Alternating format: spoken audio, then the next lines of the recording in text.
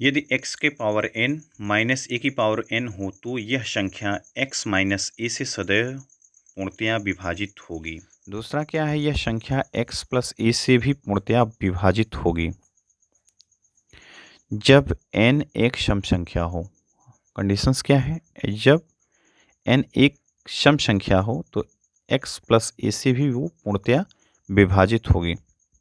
अगर इन दोनों कंडीशन को न देखते हुए अन्य एक कंडीशन आ जाता है, यदि x की पावर n प्लस a की पावर n है, इस कंडीशन में क्या करेंगे, तो यह x प्लस a से पूर्णतया विभक्त होगी, मतलब दोनों को ऐड कर देंगे डायरेक्ट।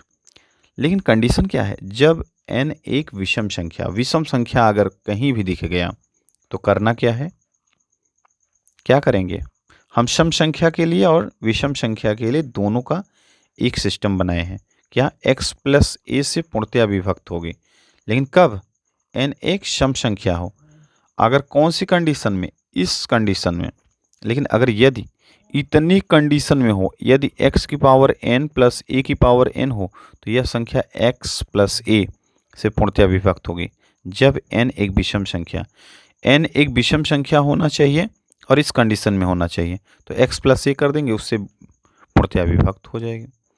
और यह संख्या मतलब इस प्रकार के कोई संख्या दिया गया है तो x माइनस a कर देंगे तो क्या होगा, ये उससे विभाजित हो जाएगी संख्या। अब आते हैं हम एग्जाम्पल के माध्यम से सीखते हैं।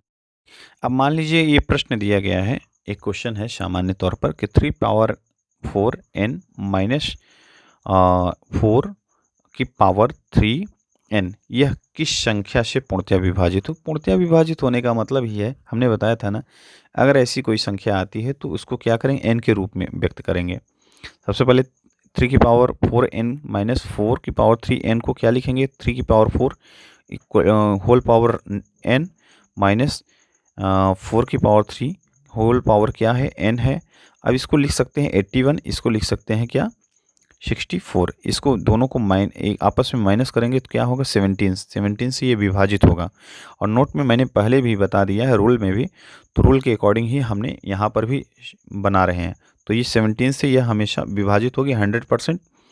और यदि n सम संख्या हो, n क्या हो, n तो इसमें क्या है, n ही दे दिया गया। अगर n सम संख्या अगर मान लेते हैं तो क्या करेंगे, दोनों को ऐड कर देंगे, मतलब 81 प्लस 64 को ऐड करेंगे तो क्या आएगा, 145। तो ये हमारा आंसर होता है।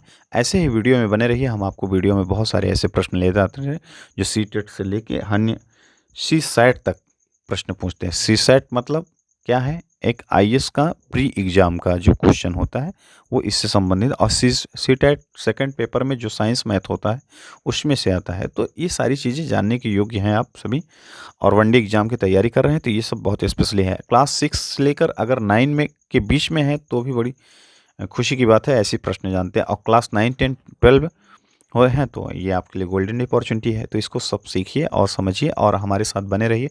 हम आपको मैथ के बारे में बहुत ही लेटेस्ट अपडेट देते रहेंगे। और इस वीडियो को देखने के लिए बहुत बहुत धन्यवाद।